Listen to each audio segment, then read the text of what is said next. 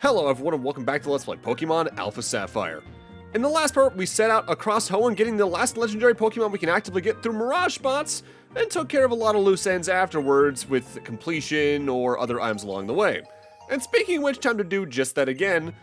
This is actively one of the last things I actively recorded for the game, even after I actively did the last thing we do in the game. I finally got one of the Forces of Nature into my party, and talked to that lady over here in Mauville, which gave us the reveal glass, which you can use on them from the bag in order to swap them from their incarnate form to their Therian form, and vice versa. Which you do these two, which ones you actively like to use, will largely depend on your own playstyle and tastes and all that. I generally prefer the Forces of Nature in their incarnate forms, but there's still some neat stuff you can pull around with their Therian forms should you actively care to. Next up, I'm actively going to do something I mused about potentially doing way earlier in the LP. I'm going to showcase the rest of the Mauville Food Court. Hey there, trainer. As long as you're here, do you have a minute? I guess the trend is dying out already. The line of customers waiting to order Magnemite croquettes has disappeared. Magnemite croquettes are a Mauville specialty. They're made with batter containing a blend of several kinds of broth grilled on a piping hot plate and coated with specially made sweet, sour, spicy sauce from Johto. They're a cheap gourmet food that's all the rage with couples and young people who like double battles. You should definitely give them a try too. Okay then, see you later. So, like I brought up when we first accessed this place, you unlock more meals you can try to get along the way as you go through the campaign, and what rewards you get actively depends on how well you actively do within the food court challenge. If you finish the challenge exactly on the turn the food's ready, you get the best reward out of it, but also in that case you're also fighting the most teams more than likely because you're one-shotting most of them along the way in some cases as it is. The main reason I'm showing this off is that there is technically a quote-unquote boss fight that you can only do once tied to it, so I figured I might as well. Plus, hey, not for nothing, there are a good amount of new Pokemon we're going to see along the way that actively do count for your Pokedex in this instance, if memory serves. Starting off, we're going to have a Gen 5 beloved Pokemon, question mark? This is Maractus. Pure Grass type, so it is weak to Flying, Poison, Bug, Fire, and Ice. Maractus has a pretty good special attack stat and okay physical attack, but the rest of its stats aren't anything too special. Ability-wise, Maractus can either have Chlorophyll, Water Absorb, or its hidden ability Storm Drain. Storm Drain's probably the most interesting one there. If I haven't talked about that yet, that is effectively a Water-type version of Lightning Rod, where if a Water-type move is being used, it's automatically drawn into Pokemon with that ability, and as of Gen 5 beyond at least, they actively will take no damage from it, and it will instead raise their special attack stat.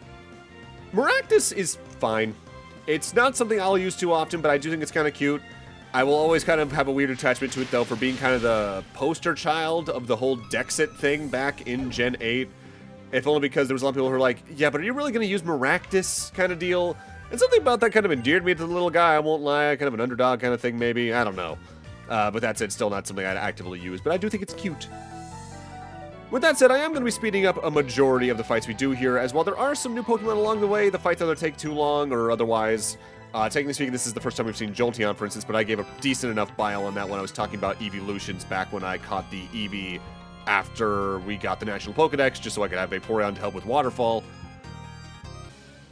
But we do have another new Pokemon right here. This is going to be Go-Goat. Go-Goat is a Gen 6 Grass type, so it is weak to Flying, Poison, Bug, Fire, and Ice. Go-Goat evolves from Skidoo at level 32. It either has Sap Sipper or Grass Pelt for its abilities, Grass Pelt being a hidden ability. Grass Pelt will actively boost the defense stat of the Pokemon in question by, I think, 50% when the Grassy Terrain move has been used. I kind of underestimated Go-Goat on my first playthrough of X and Y back when, but over the years I've come to realize it's a pretty usable Pokemon. Absurdly high HP stat, generally really good physical attack stat, decent special attack stat. Its defenses are its ultimate weaknesses otherwise, and it's not the fastest in the world, but hey, Trick Room can get around some of that. And its learn set, while being largely physically based, is pretty good for a grass type, but again, I'm not really generally that big on using grass types. I use them very sparingly over the years. It takes very specific ones, which, have I even technically used one in an LP yet thus far?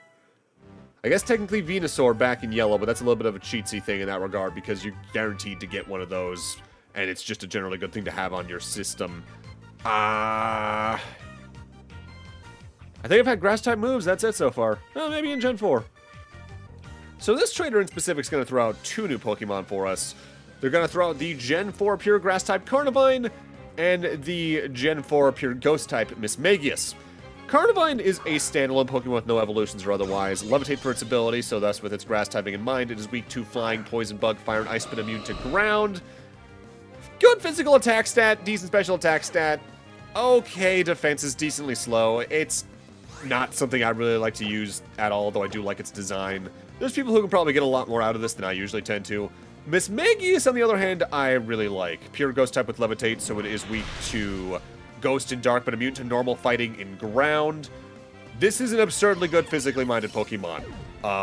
Both of its special attacks and speed are over 100 each, but its physical stats and HP are pretty low to counter that. With that said, if you're looking for a good special attacking Ghost type, you could do a hell of a lot worse. I like that a lot, but again, I haven't talked about this too much. Ghost might be one of my favorite types in the series consistently, because most Ghost types, especially post-physical special split, are just incredibly usable on a lot of different team setups. It really just depends on what you're building into, which one you might want to actively grab along the way. Hell, like I already mentioned, technically speaking, for my team build, technically Bayonet would have been a more interesting option for the campaign, but for post-game, not for nothing, Mortis as a Dusclops came in pretty good. Next up, we got our next new Pokemon. This is Heatmore. This is a Gen 5 pure fire type, so it is weak to ground, rock, and water. Ability-wise, it has Gluttony, Flash Fire, or White Smoke as its hidden ability. White Smoke prevents any stat reductions if memory serves. Stat-wise, Heatmore confuses me. It's got a really high special attack stat and a decently high physical attack stat as well, but all of its defenses and speed are pretty low. The source of my confusion with Heatmore stats comes with a modern context with its attack learn set. As back in Gen 5 when it was first introduced, it learned a pretty good split of special and physical moves. But in more recent generations, most of its moves have become physical in nature, and thus, it really just doesn't have much of a use case anymore. It was a fine fire type once upon a time, but in modern contexts, most other Unova fire types will serve you much better in my experience. Which is helped by the fact that this is a fire type that doesn't evolve from anything or evolve into anything, which, as I've talked about before, single-stage Pokemon are a bit of a mixed bag. Some of them are really good. Some of them really aren't that good, or at least their uses are more limited than I'd say your average Pokemon can be. But again, that is also largely up to your own tastes, and that's just how I feel about Heatmore specifically. And honestly, I don't know what it is. Something about Heatmore's design has always bothered me, and I can never place what it is. Part of me for a little bit there wondered if maybe it's because it was reminding me of two distinct things from Mega Man X7 at once, namely their Snipe Anteater, which is a boss fight in that game. That's obviously an Anteater, and Heatmore is clearly based off one of those.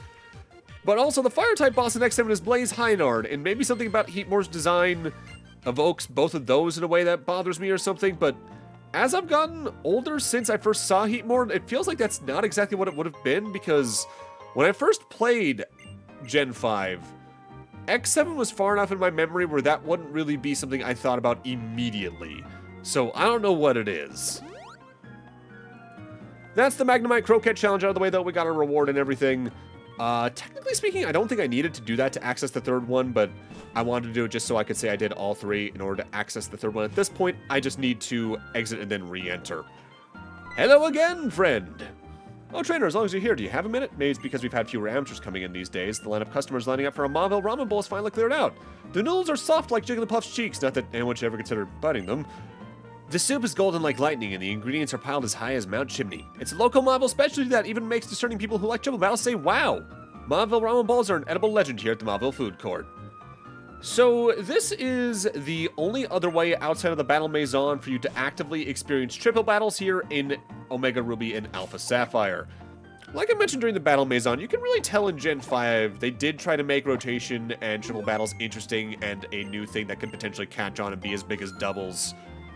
But based on how they sidelined them into side modes only here in Gen 6 in general, you can tell that they realized they weren't catching on, and after this, they just didn't show up again. At least, not yet.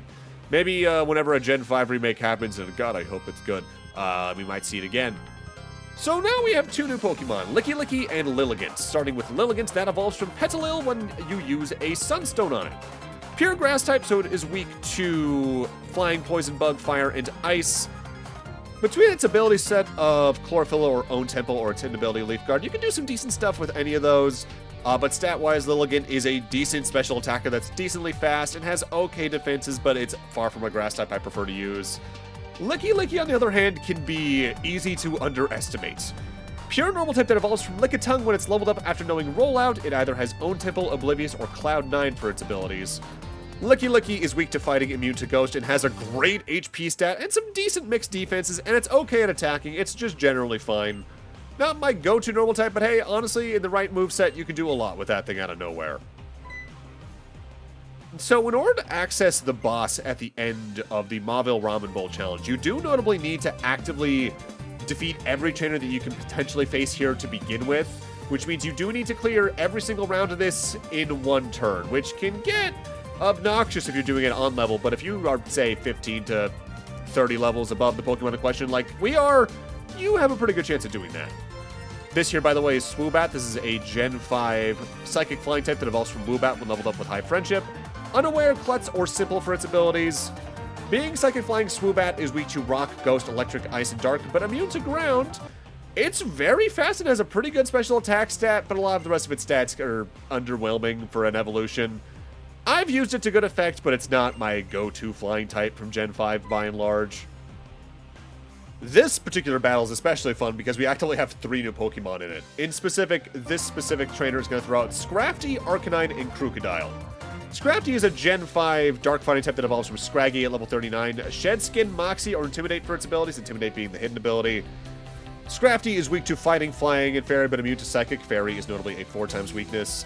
Scrafty is a nuts mixed defender with a good physical attack set on top of that. This is a fighting type I've used to really good effect back in Gen 5. I love using it overall, especially if you get Moxie on it.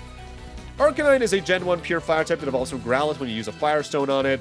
Intimidate, Flash Fire, or Justified for its hidden ability. Being pure fire, it is weak to ground, rock, and water. Arcanine is a really good mixed attacker with a really good speed stat. You can do a lot of good things with that really easily. I love using it. Crocodile, on the other hand, is a Gen 5 ground dark Pokemon with Intimidate, Moxie, or Anger Point for its abilities, Anger Point being the hidden one. Anger Point, if I haven't talked about that yet, actively raises the attack stat of the Pokemon in question when you take a crit. Being ground dark, Crocodile was weak to fighting, bug, water, grass, ice, and fairy, but immune to electric and psychic. That's a lot of weaknesses, but that makes it a glass cannon because it has a nuts high physical attack stat and it's decently fast as well.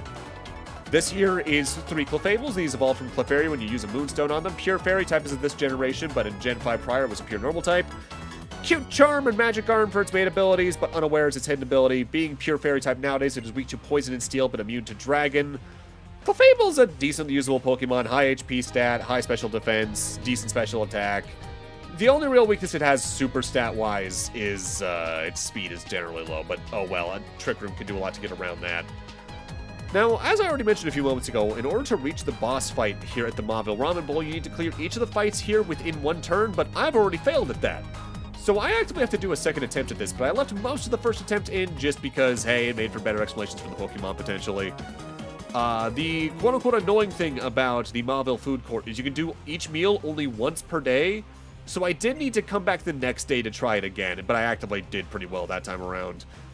Worth noting, as long as you actively win the challenge, even if you don't get to the boss fight, though, you still get a notable reward from it. I think in this case I get some big nuggets, which, hey, I don't have much more use for money coming up, but it could go a long way in the case you wanted to build up some more Pokemon and then transfer them forward to future generations and all that jazz. With that said, as I sit down for this next meal, I am going to jump cut to the second try for the fight after the one we just did. I believe this specific trainer uses 3 Whimsicots, which, hey, I've talked about those before. And if you have some fire types in your team, you're going to do pretty well here. This is potentially one of the harder ones of these to do on 1 turn, though, as most of these Whimsicots have Prankster, and they're going to try and use Stun Spore on you to make you get paralyzed and potentially just have a 50% chance of failing the turn outright. The only other one that could be potentially more annoying than this in doing this challenge would be the one we did with the Arcanine, Crocodile, and Scrafty, as all 3 of those Pokemon, if you were paying attention, had Intimidate. So that means by default, every single one of my Pokemon started the battle with their attack stages at -3, which is a pretty notable loss in the case you're using Pokemon that are physically minded. But again, given the level difference, didn't matter as much as it probably could have. The next battle is another one that can be potentially annoying depending on your team setup, but with how I actively set up my team, this wasn't too big of an issue. This specific trainer specializes in a Pokemon that first showed up in Gen 1, and in the right circumstances can be kind of devastating. He specializes in everyone's favorite weird ball of breeding slime, Ditto. Pure Normal type by default, so it's weak to fighting, immune to ghost. Stat-wise, Ditto has every stat at 48, which is not great. But that's because Ditto's specialty is the move Transform, which will transform it into the Pokemon it's facing. In fact, its hidden ability, Imposter, does that as an ability, so you don't need to waste a turn. That means this fight is largely dependent on what you throw out, but because of the 3 Pokemon I have out, each of them has an easy way to take care of the other member of the team. The other ability Ditto can have, which is the default one that's not its hidden ability, is Limber, which prevents the Pokemon from being paralyzed, which, neat. Ditto has some interesting plays you can do here and again, but it's very reactive rather than defensive, and because of that, it's not something I'll use even casually too often, but it can make for a fun little gimmick play here and again. I knew you'd win your way through, but when we first met I had a feeling that someday we'd end up meeting here, but your sitting in that chair is a sin that shall not be forgiven. That chair was made only for the royalty of the Mauville Food Courts. That's right, it's a chair made for me, the fair prince. Well then, it's about time for you to behold the power of the prince. The trainer or the noodles, which will get soggy first. Alright, get your rear out of that chair. Our friendly NPC is actually the boss fight here at the Mauville Food Court. This is the Fair Prince Trencherman. He throws out 2 new Pokemon, Togekiss and 2 Lucarios. Togekiss is the final evolution of Togepi, the Pokemon we hatched from an egg earlier in the LP. In specific, it evolves from Togepi's evolution Togetic when you use a shiny stone on it. Fairy flying type as of Gen 6 beyond, so it is weak to poison, rock, steel, electric, and ice, but immune to ground and dragon. Togekiss is a really good special attacker and special tank with a good physical defense stat on top of that. With an attack stat of only 50, it can't physically attack the best, but hey, if you can find something to work in that slot, you can do pretty good with it. Ability-wise, it'll either have Hustle, Serene Grace, or Super Luck, all 3 of which can be pretty good here. I like Togekiss a lot. Lucario is a Gen 4 Fighting Steel type Pokemon, so it is weak to Fighting, Ground, and Fire, but immune to Poison. Lucario is a nuts mixed attacker, with both of its attack stats being over 100, and it's decently fast too at 90 speed. Its defenses aren't amazing, but for what you're trying to do there, it works perfectly well. Ability-wise, Lucario will either have Steadfast or Inner Focus, or its hidden ability is Justified. But what makes Lucario especially usable in Gen 6 and 7 is that it has a Mega Evolution. Mega Lucario changes its ability over to Adaptability, which, as we talked about before, increases its stab factor from 1.5 times to 2 times, so it does even more damage with fighting and steel-type attacks. Partner that with its generally just great learn set and its Mega Evolution's boosted stats of 35 extra physical attack, 18 extra physical defense, 25 extra special attack, and an additional, 22 speed. Mega Lucario is incredible. Depending on who you are, going all the way through the contest spectaculars to get the Lucario Knight maybe isn't entirely worth it, considering I don't even think you can natively get a Lucario or its pre-evolution Riolu easily here, but it's just generally a really, really good Pokemon. More than likely, I might use one in Gen 4, but then again, that would kind of clash with me usually using a Fire type, considering Infernape's whole typing deal. Gen 4 is going to be a tough one for me to build a team around, because I love a lot of Pokemon from that generation so much that I'll have choice paralysis, I feel like. But again, I'll save that mostly for when we get to Gen 4 in however many years, as I've, again, said repeatedly throughout the LP. I lost that chair. I'd always felt out of place at home, at school, everywhere. That chair was the only place that I could ever relax. That's why I crushed everyone who tried to battle me for this seat. In time, I became like the ruler of this place. I became the Fair Prince. But that's all over now. It's over for me. I realized something during my battle with you, trainer. I don't need to find my place. I need to make a place for myself. Trainer, I can no longer call myself the Fair Prince. The title is yours now. And so, from now on, you will be Fair Prince II. I've decided to go make a place for myself. The next generation, take care of Mauville Food Court for me. I hope I can see you again somewhere someday. Okay then, see you later. So that's the food court here in Mauville. Not a super important questline, but I figured I might as well show it off like I mentioned earlier in the LP. So the next thing I'm going to do in the LP largely is go after the rematches against the Elite Four and Steven. But I'm showing what happens afterwards first, just so we have it in a better place. Notably, after you enter the Hall of Fame for the second time, Professor Birch is once again in trouble. Help me!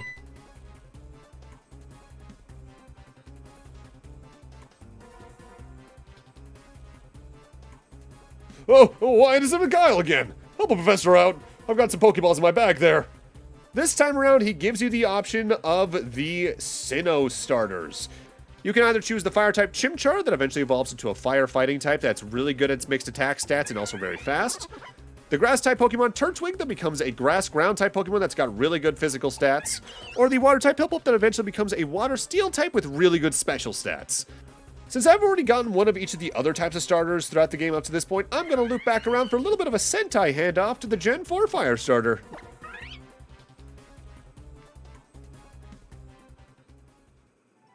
Oh my, I sure did misread that situation now, didn't I? I assumed it was a Pokemon chasing after me, but it was just my own wife. My, what a slip-up. I sure do appreciate your trying to help me out, though. In fact, why don't you keep that Pokemon? Yes, that one from the Sinnoh region. Into the box they go for now, but eventually they will get their time to shine whenever I get to Platinum. Well, hope to see you later. Stop by the lab anytime. Always happy to see you. Come play at our house again sometime. With that, now let's jump backwards in the footage and make our way once again back to the Pokemon League. I go and sell a bunch of items really quick here though, so I can go buy a bunch more, as we're going into what is technically the ultimate challenge here outside of the Battle Maison. I think you do need to finish the Delta episode first, but if you went right back into the Elite Four as soon as you could after clearing it the first time around, you would actively be in trouble, as level-wise they've now boosted themselves up to the levels we were just about at when we first actively cleared them at the end of the campaign.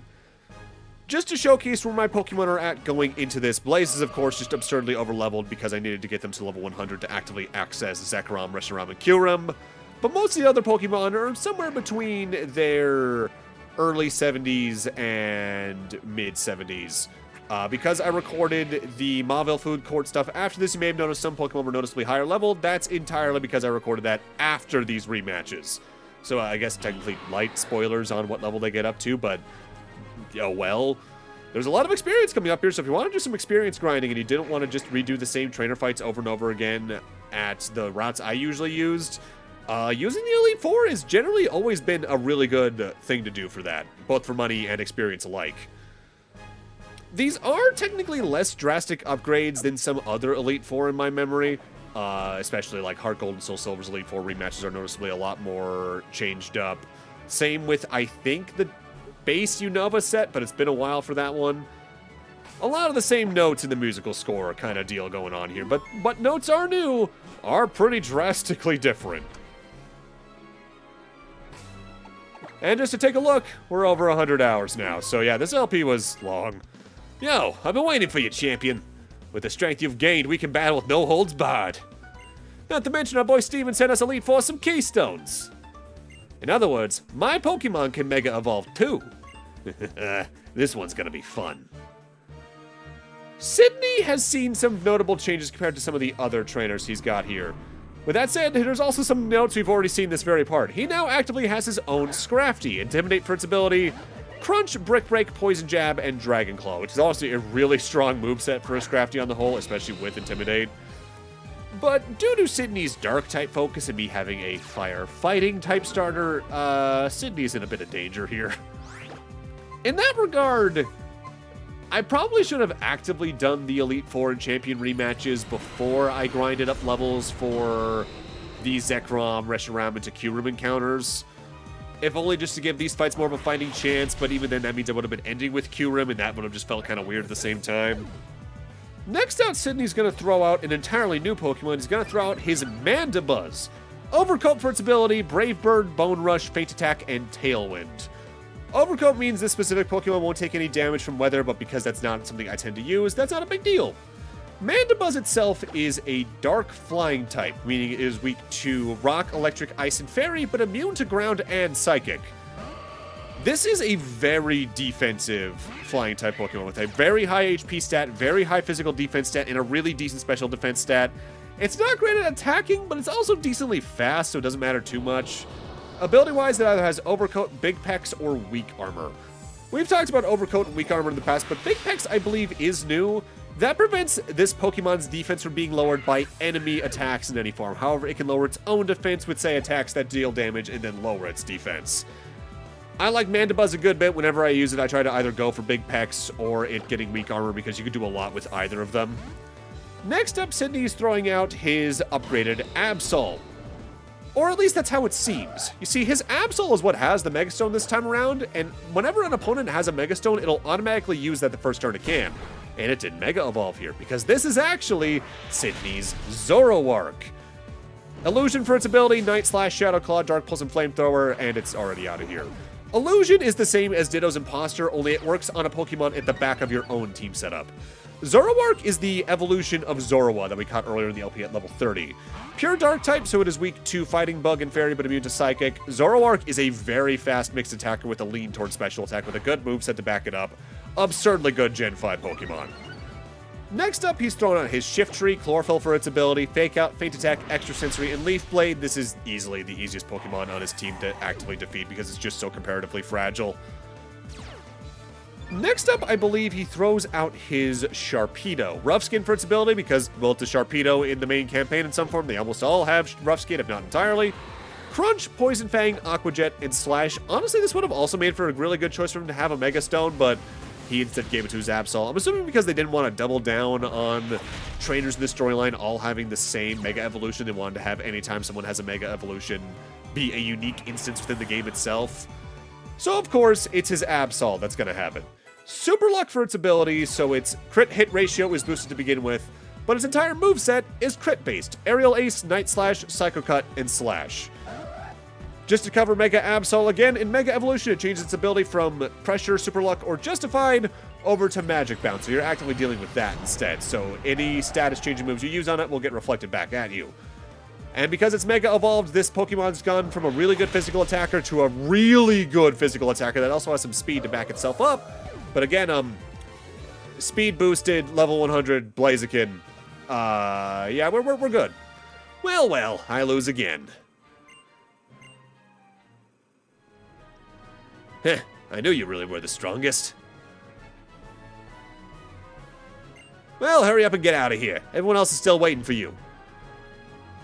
So before we end off tonight, let's get one more Elite Four member out of the way. Let's go up against Phoebe again, who I think has also some really good changes, but also some that I feel like they probably should have saved for being changes for this fight, I won't lie. I've been waiting for you. I'm bringing a little something new to the table this time. Prepare yourself and bring it on. So Phoebe's going to start off with her only Bayonet this time around. She's downgraded from having two distinct ones. Insomnia for its ability, Shadow Ball, Grudge, Toxic, and Psychic. If you have a way to take care of Ghost types pretty easily, a lot of her fight that's the same is going to fall down to you pretty quickly. I was tempted for the Elite Four rematches to actively lean into Dove getting the Mega Stone instead, because Mega Gardevoir could come in handy for a lot of these fights, especially with the learns that I've given her over the entire game. But I ultimately decided to stick with her having either the Wise Glasses or Choice Specs, just because those make her specialties all the stronger. And while Mega Gardevoir would definitely do about the exact same amount of strength, it would have taken away the potential to use Mega Blaziken or even Mega Sharpedo if I wanted to in anything around here. Next up, she's sending out her Drifblim. Aftermath for its ability, Phantom Force, Psychic, Ice Wind, and Acrobatics. Aftermath as an ability damages the opponent that actively makes it faint. I think it takes roughly 25% of its health at large. Hence why I just went off, because Drifblim's already out of here because I'm pretty powerful. Drifblim's a Gen 4 Ghost Flying type with Aftermath, Unburden, or Flare Boost. Flare Boost in specific, I believe, powers up its special attacks while it's burnt. Being Ghost Flying, it's weak to Rock, Ghost, Electric, Ice, and Dark, but immune to normal fighting and ground. Drifblim is a very tanky Ghost stat type with an HP stat that's on Legendary tiers, with really high special attack and speed on top of that. Perfectly usable. Phoebe's Miss Magus, though, not a lot to write home about. Levitate for its ability, Shadow Ball, Power Gem, Thunderbolt, and Pain Split. Not really anything super notable. This is where I think they maybe could have done an extra change for Phoebe, because she's throwing out her Dusknoir again, like she did during the main campaign. Pressure for its ability, Hex, Fire Punch, Ice Punch, and Thunder Punch. Perfectly good Dusknoir. I think they should have saved this being a Dusknoir for now and should have kept it as a Dusclops during the main Elite Four fight, just so it feels like her entire team got a notable upgrade, barring the Bayonet. But, oh well, not a big deal at the end of the day anyway, because it's already out of here. Next up, she's throwing out one of my favorite Pokemon out of Gen 5, period. She's going to throw out Chandelure. Flame Body for its ability, Hex, Flamethrower, Energy Ball, and Dark Pulse. Chandelure is a Ghost Fire type, meaning it is weak to Ground, Rock, Ghost, Water, and Dark, but immune to Normal and Fighting. Chandelure has a nuts, basically legendary tier special attack stat, with really good defenses on top of that, and it's decently fast. Its physical attack and HP aren't anything too special, but it's there to get a hit in and do real good with it. Flash Fire or Flame Body are its main abilities with Infiltrator as a Gen 6 Beyond hidden ability. It's a really good Ghost type, just in general. And finally, she's going to throw out her ace that actively has the Mega Stone. She's going to throw out her Sableye. Shadow Claw, Foul Play, Power Gem, and Fake Out for its attacks with Prankster as an ability, which seems like a weird setup because there's no status moves, but that's because this Sableye is holding a Sable Knight, so it's actively going to Mega Evolve to Mega Sableye, so it's actively going to have Magic Bounce for you to worry about, which won't matter too much because I'm just going to kill it with big damage.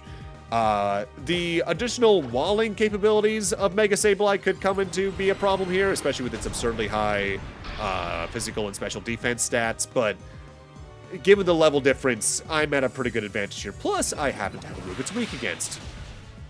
There we go. And that's Phoebe down as well. I expected no less from you. Huh, what a shame. I lost again, huh? But on the bright side, we fought together, so the bonds between my Pokemon and me got even deeper. I look forward to being able to battle you again sometime. But with that, I'm gonna need to end this off here. Thank you guys for watching, and in part 44, we end this LP off with one last big shebang against Steven and the final Elite Four members. See you guys then.